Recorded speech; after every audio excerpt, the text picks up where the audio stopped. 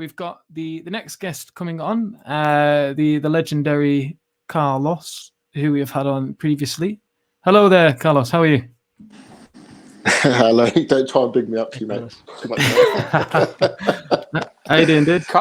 I'm good. Yourselves, guys? You right? Yeah, not bad. Yeah, good.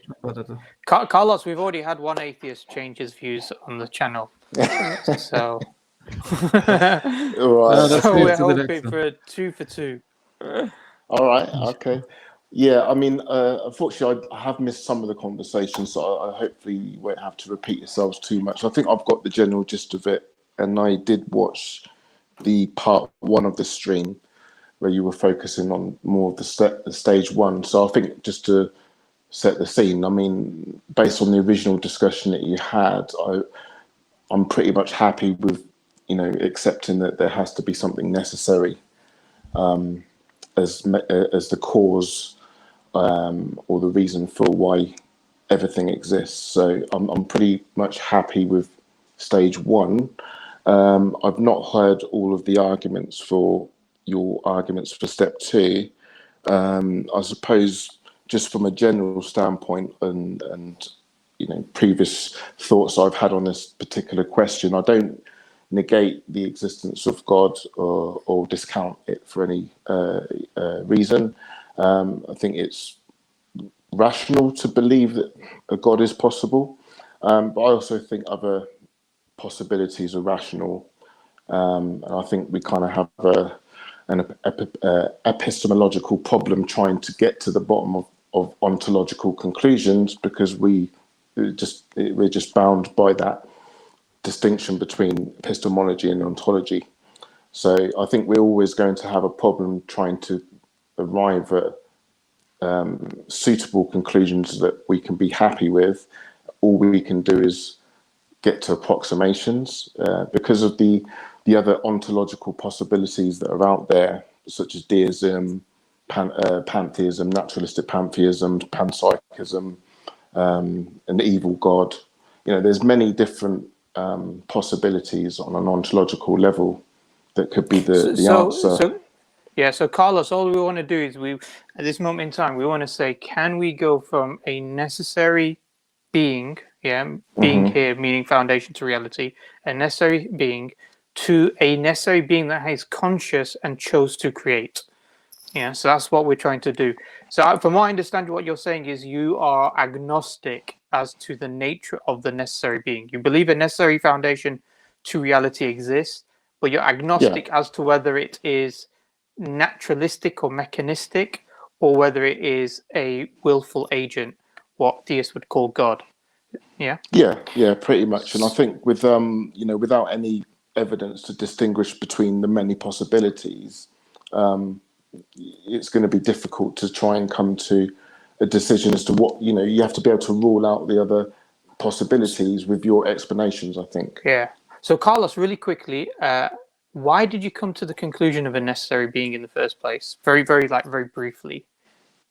I mean, I think the Kalam cosmological argument is probably among the best types of arguments, contingency argument as well.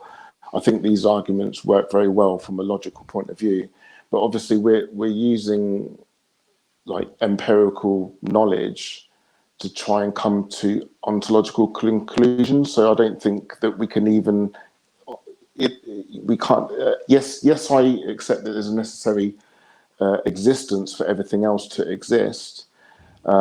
It's just that we can't be settled on those ontological conclusions, and unless we have evidence from an ontological tier of knowledge. But what we can say, what you are saying, it seems to me, is that okay, whatever begins to exist as a cause, the universe began to exist. Therefore, the universe has a cause. An infinite regress is an impossibility. Therefore, there must be something which is independent, eternal, that caused contingent, limited things to exist. That's one formulation of the argument. So we are saying something about, we are giving some sort of ontology to this necessary being. We're saying it's not caused, it's independent, it's eternal, and it had the power to create. These are the things that we're coming to as the logical entailment of the argument. Yeah. So there are positive things that we are saying about the ontology, the being of this necessary being. Yeah. So we are saying these things.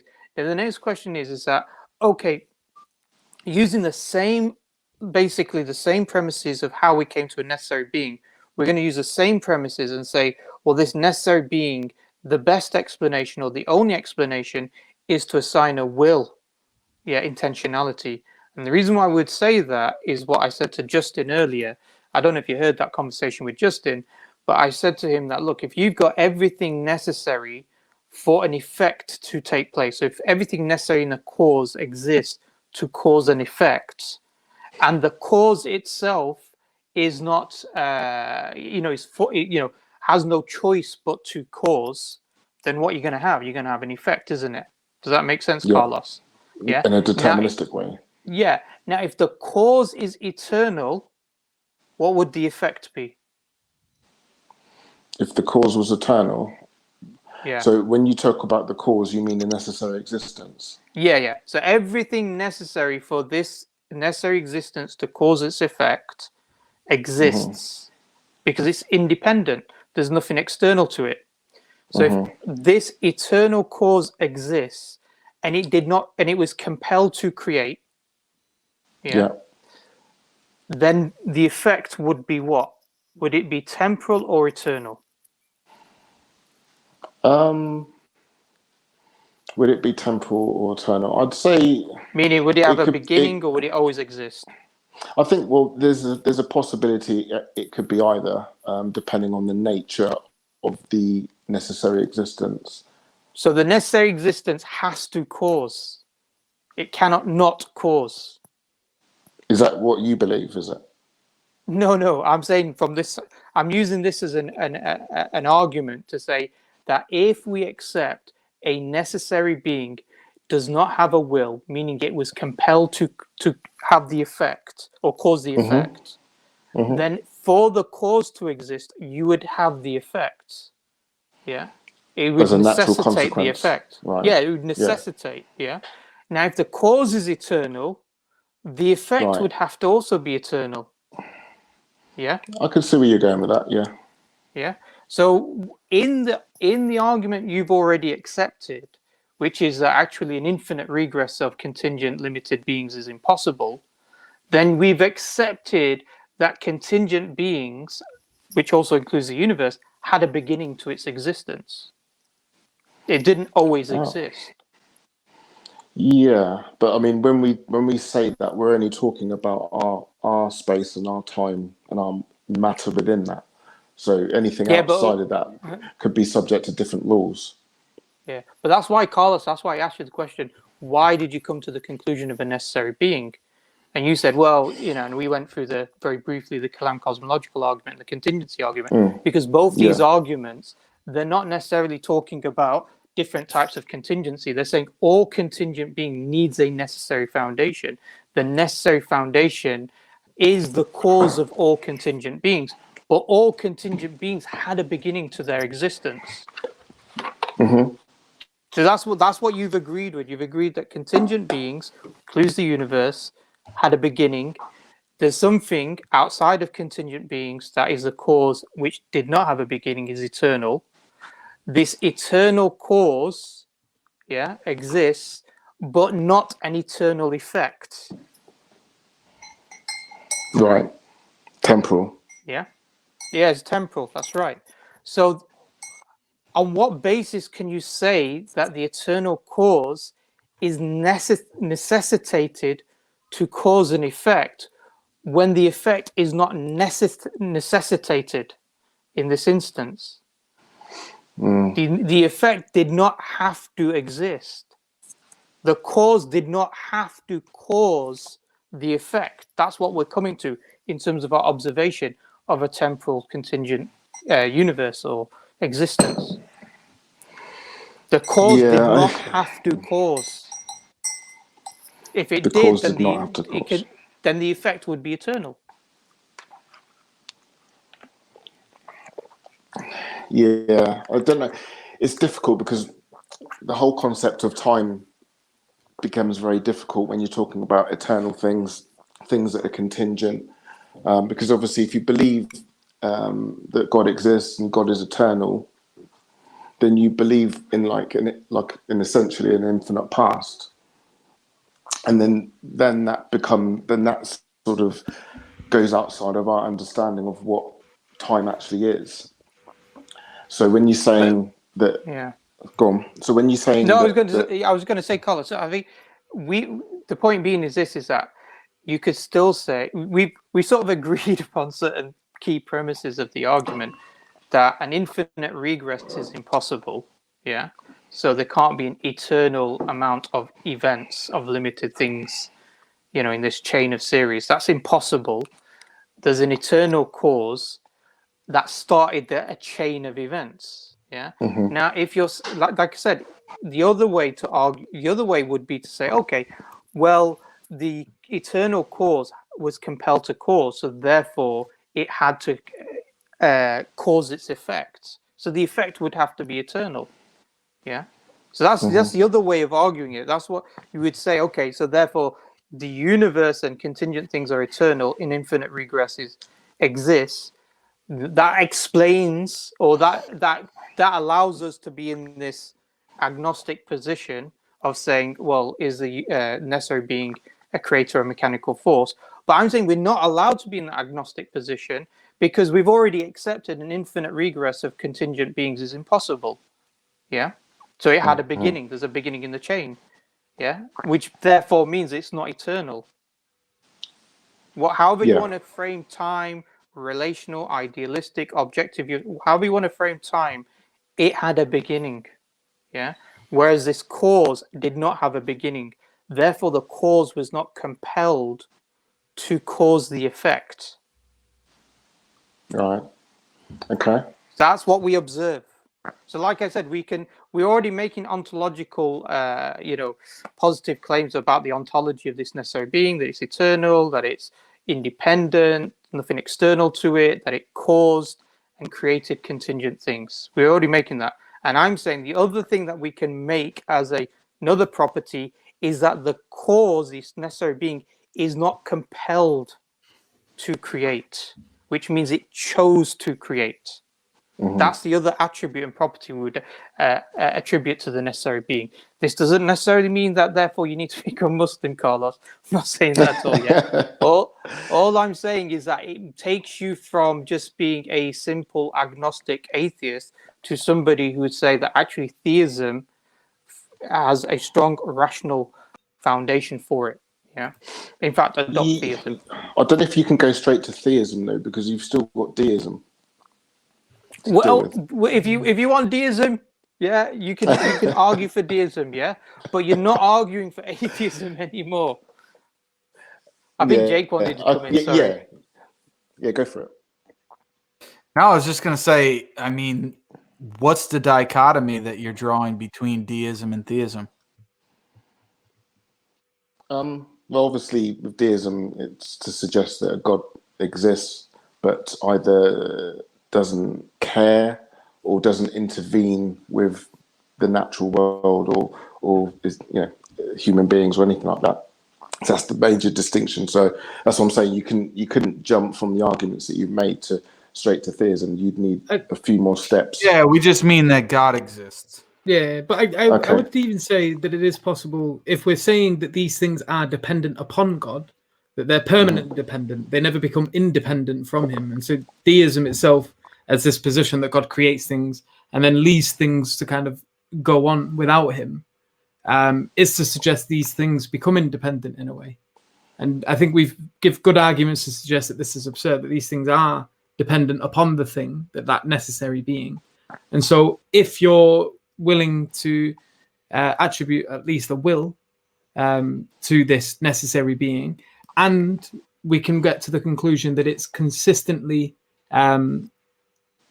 giving everything that it has to it and sustaining all things constantly during their existence, bringing things into being, taking them out of being, then there is this constant interaction between this necessary being and the things that it's creating and sustaining. And so it becomes, I would say, it ends up being a very difficult position to sort of sustain for the deist at this point. If that is obviously you're willing to concede on the points that all dependent things are dependent on the necessary being, and they are constantly dependent upon him, or it, if you don't want to go as far as saying him. So, and in that case, there would need to be extra arguments on behalf of the deist in order to lead us to their conclusion, rather than the theistic one, that is this being that is necessary has a will and is constantly sustaining, that you can infer or tie this notion of constant interaction or care, if you want to use that, although it's obviously in this case would be used in a quite a loose term. See, Carlos, the issue is that in order to adopt the position of theism, the first discussion has to be, is there a necessary being? Does a necessary being have to exist? The next question then becomes, is this necessary being, does it have a will? Does it choose to create? Did it have intentionality? And then we can go and move to a discussion of, does it have actuality? Is this theistic God, does it have presence within the universe and within our lives? But I'm just saying, is that, at what position do you think you are in terms of those three?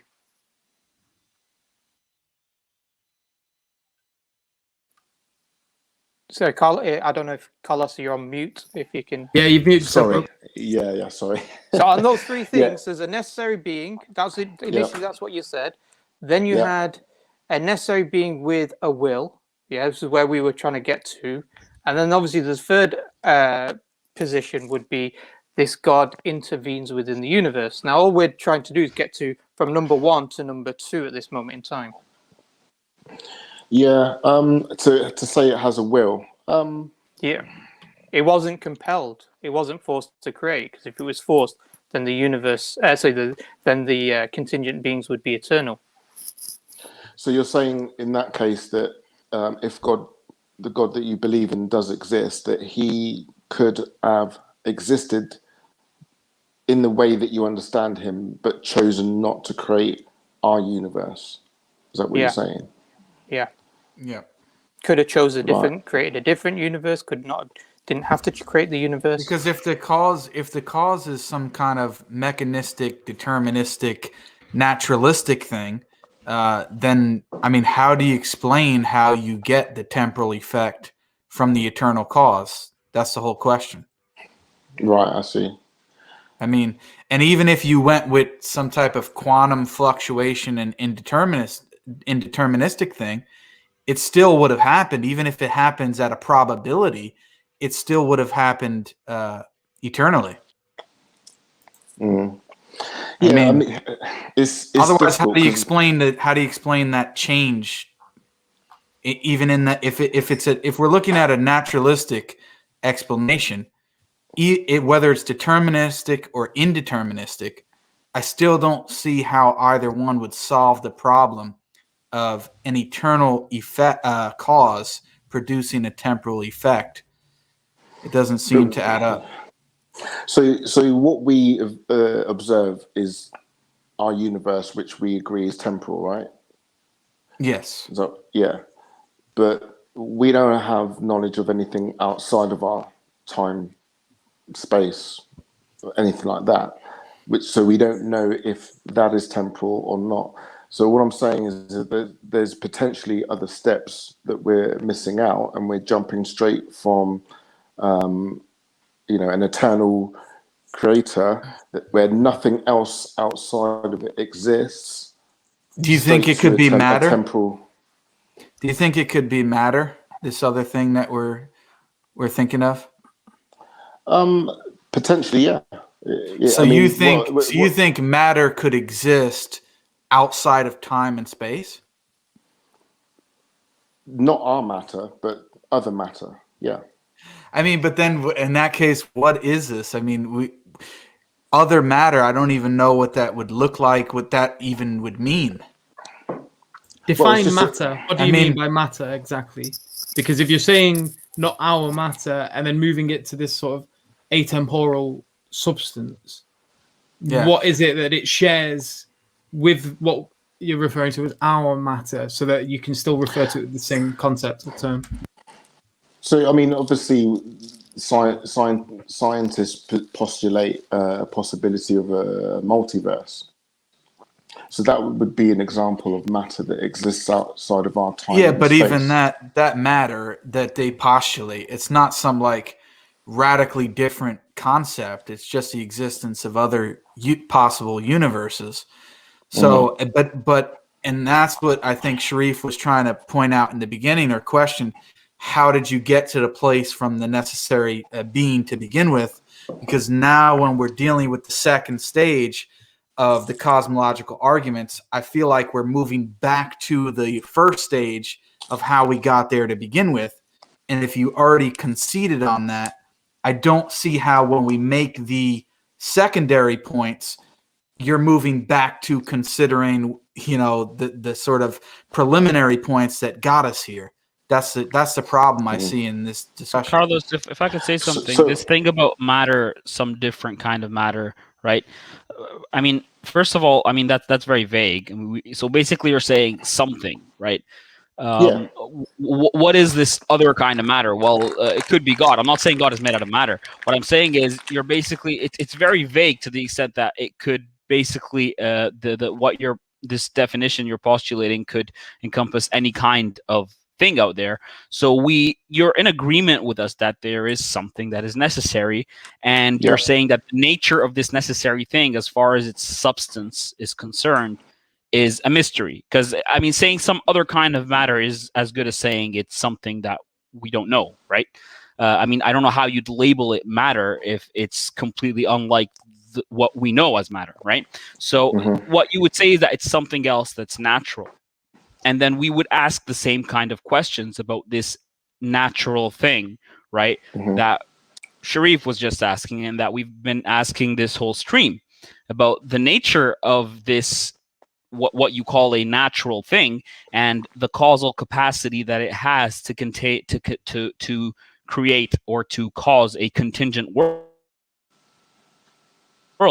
We'll ask the exact same questions: the eternal cause and the temporal effect. We'll ask about the faculty of will and how it causelessly causes, or just doesn't necessarily mechanistically or deterministically cause.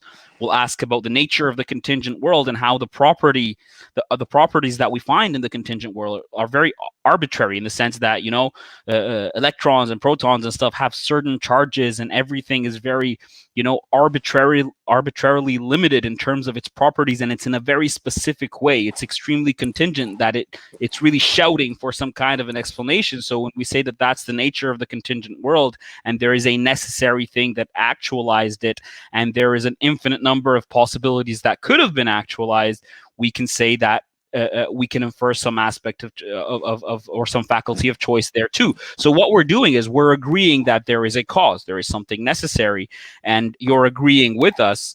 What we are doing is that we are asking further questions about this necessary thing.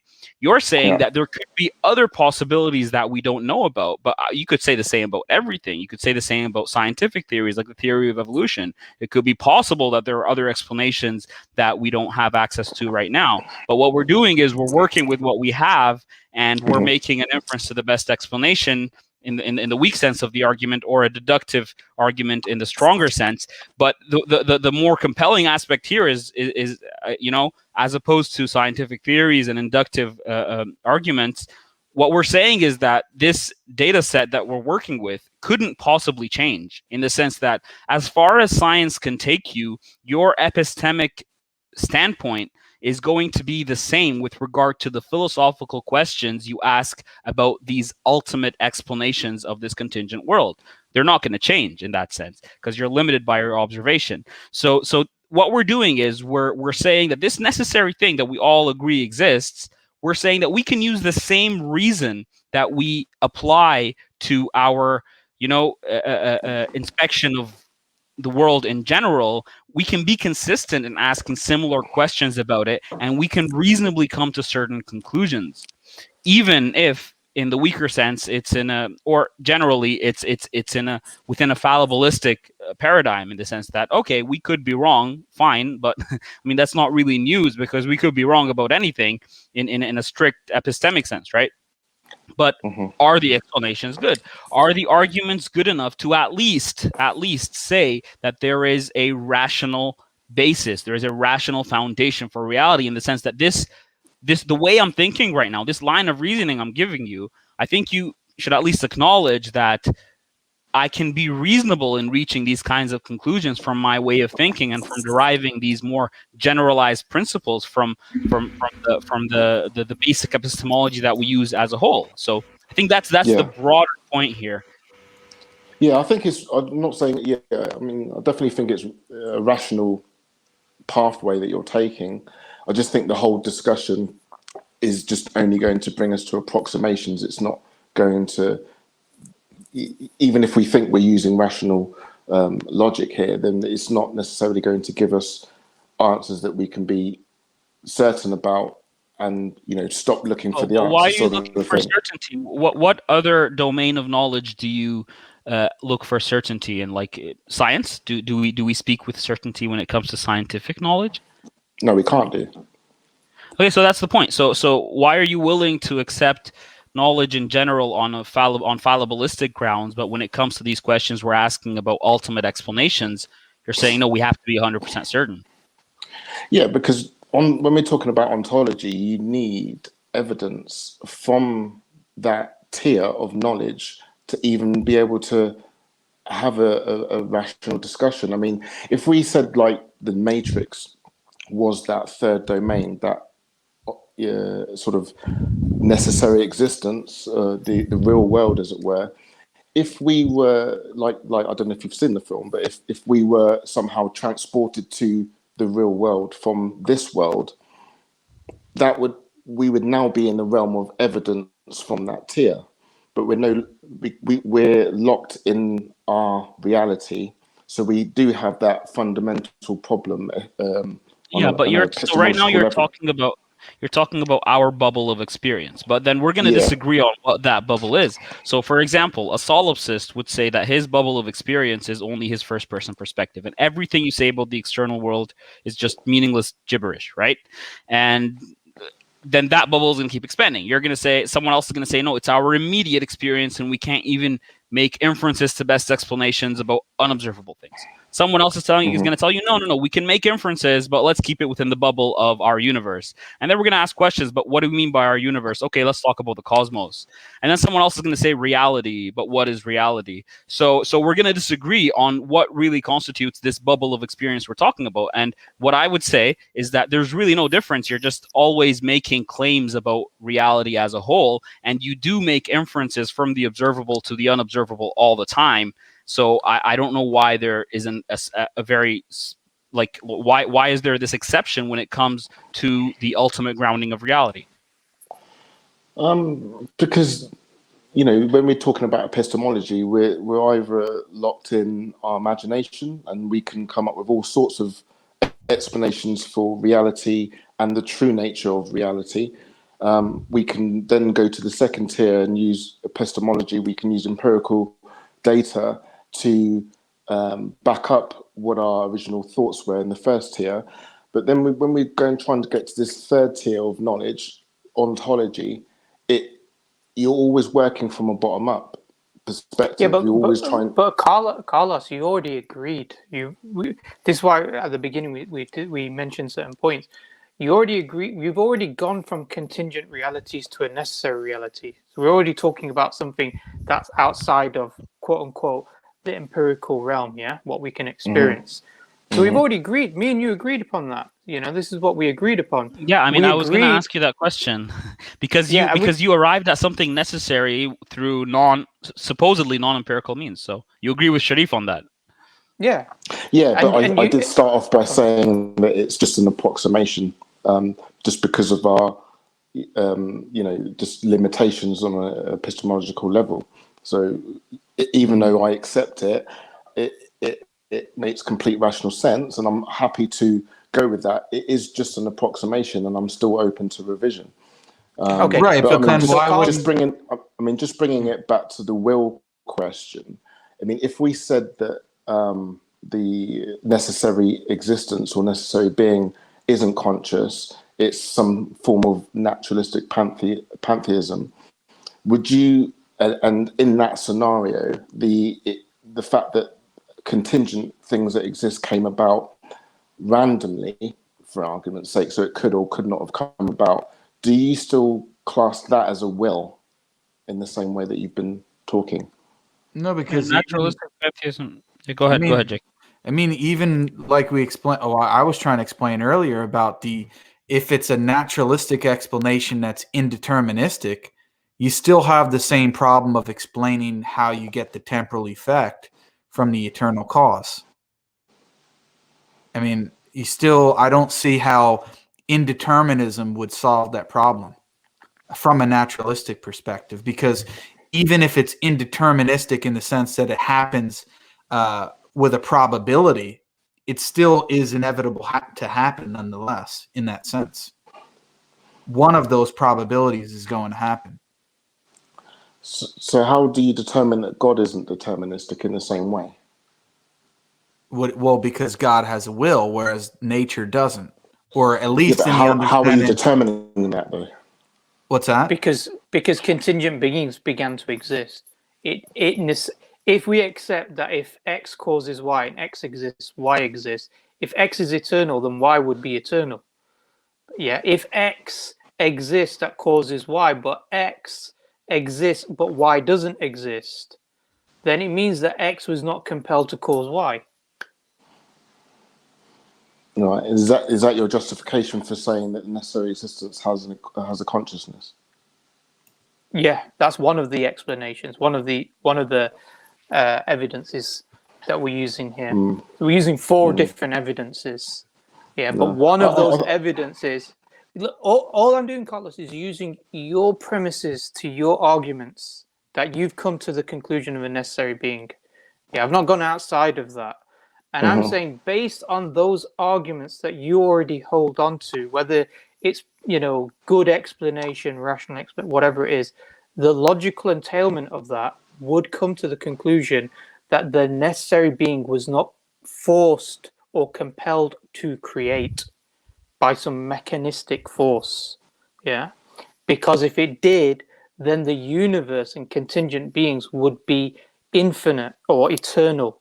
And therefore, there'd be an infinite regression or an infinite sum of events. Yeah, whatever. You know what I find very interesting, Sharif and Karlos, is that this fact that atheists normally object to the real sticking point is whether this necessary foundation has a consciousness or a will, right? This is really the main point. What's really interesting about this is that even within our own experience, we can't directly observe these things, and we make inferences about them all the time. It's our innermost human experience, this first person perspective thing we call consciousness. Yet we cannot directly observe it. So for the atheist to say that I'm waiting for empirical evidence to justify the claim that this necessary foundation is conscious and I can't make an inference about it, it's kind of funny, because then we come back here to our reality and your very immediate experience. You couldn't possibly reduce and deconstruct this phenomenon of consciousness and show me how it works. Yet when I make a similar inference about the necessary foundation of reality and give you similar reasons in the way I infer its will and its consciousness to the way we always do infer wills and consciousness about beings around us, somehow there's a problem. Why? Because I can't see it? Well, you already agree it exists. So forget about like the substance of it or how it works or any of that, because we aren't making any specific claims about that. We're saying that something exists. And in the same way I infer a will and a consciousness with regard to you, I do the same with regard to this necessary foundation. There's literally no difference, and nothing about me observing this necessary foundation will change anything about that inference, because we know there are serious discussions right now among scientists and philosophers about panpsychism. They're trying to tell you that everything around you is conscious. So the whole topic of what constitutes consciousness isn't exactly that straightforward anyway, and you have to sort of philosophize about it. So if we make a consistent inference from our immediate experience about the way consciousness and free will works and the way intentionality works to this necessary foundation without necessarily having to, examine it directly, we're not really doing anything different than what we do within our, immediate experience in day-to-day lives, even at a very sophisticated philosophical and scientific level. Yeah, to talk about examining it, sort of, I guess, misunderstands what consciousness is exactly. Because again, like as you were saying there, how do we examine consciousness necessarily? Even when we're talking about ourselves, this is a proper pickle subject. It was only the other day I was watching quantum biology or quantum physics in biology, like a stream, and the second they get onto the topic of consciousness, onto the topic of life, they start alluding to these funny words like, it's like magic to us, it's let's not go there, or they make references to these issues when it comes to talking about what consciousness is exactly. And so, like, I don't know how we would expect to apply this method if it doesn't even apply very well here when we're talking about us. Yet we all have this intuitive understanding of what consciousness is, or intentionality, like how we engage with things, I guess, and trying to then. Yeah, sorry, go on. So I was going to ask Karlos, how would you normally infer somebody has intentionality? Because maybe that's what will help explain what through their actions. And if we can try and wrap up as well, because we're moving on to 2 hours and 20 minutes now. We've got three more guests we want to try and get on as well, inshallah. Yeah, sure. And then so what Yusuf and Abdulrahman mentioned is he said that, look, it's not just through their actions, is it? For example, if you've got that test where you put the hammer to the knee and your knee automatically shoots up. It's a reflex test that the doctors do to check your reflexes. You're just looking at me like confused, and he's thinking, "What's he talking about?" No, I was reading the comments. I wasn't even looking at you. You know the test, though, don't you? Yeah. Say it again. What test? The little hammer that the doctor does, and he taps your knee, and your kney moves. Your foot moves up. Yeah. I was doing it with my daughter the other day, but she goes in with a hammer like an absolute maniac and just starts absolutely leathering money. So Karlos, it's not just action, is it? It's more than just action. It's the fact that the action that the person performs, or the quote-unquote object performs, has no naturalistic explanation. There's nothing external to it, like the forces of nature, that can explain why it performed the action. Would that be correct to say? That's how we understand intentionality. Okay, I could work with that. Yeah. So, for example, if I start hearing the knock on this door, then I know that the door's not causing the knocking. I know that the explanation is not contained within a naturalistic framework. There must be somebody causing the knocking behind the door. Yeah. I know the door has not always been knocking. If the door has always been knocking, I'll be thinking there's something wrong with the door. That's why it's always making this sound. Yeah. The fact that it sometimes knocks and sometimes doesn't knock indicates to me some sort of intentionality, particularly if I cannot explain it within a physicalist or materialistic paradigm. Yeah. So somebody knocks on that door. That knocking, therefore, for me, allows me to understand intentionality. Yeah, I can understand intentionality. There's a temporal event. There is something which cannot be explained by the physical contingent beings. Therefore, there must be something other than the physical contingent beings that caused the knocking. The only explanation we have is something called intentionality. That's how we understand human beings are intentional and have will and consciousness. Yeah. Now, what ontology that person who's causing the knocking on the door, what color eyes that person has, how tall that person is, it a man, is it a woman? I can't come to that conclusion just from the knocking. Yeah. But I can come to the conclusion that something exists, something's causing the knocking, and it has intentionality. Yeah. And that's all we're doing when it comes to the observation of the universe. we're looking at the implication of the observed event. We're saying we're seeing contingent beings. Contingent beings are not eternal. They don't always exist. They don't have to exist. They need an explanation outside of itself. That explanation is a necessary being, and the necessary being does not have any explanation outside of itself. It's independent, completely independent, and it causes things which don't have to exist and are temporal. They began to exist. So we are seeing the same thing. We're seeing intentionality, like the knocking on the door. Now, other properties about this necessary being, whether you want to say it's a good God or all these types of, these are separate discussions that we can have.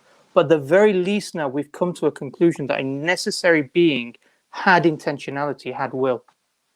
Yeah, no, I think you made some good points. As the one that Jake mentioned about the move from eternal to temporal, that link, that's something I hadn't thought about before, and I will go away and ponder that.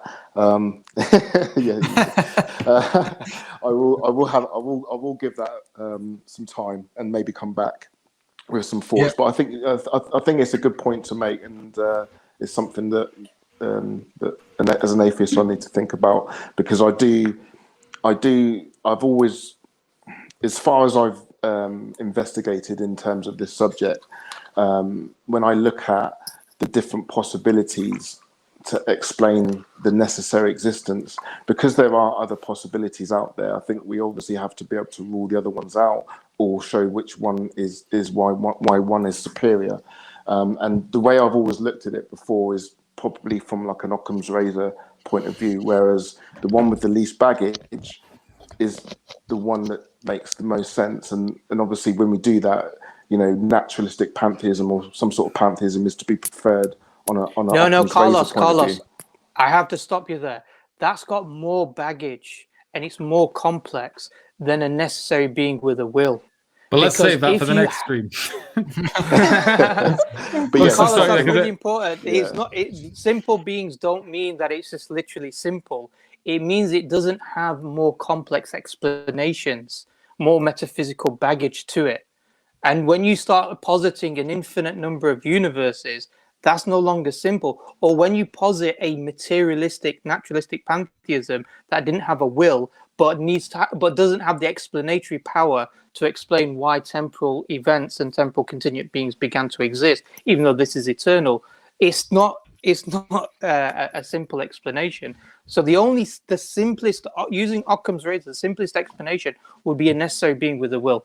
I know Yusuf wants to stop me though.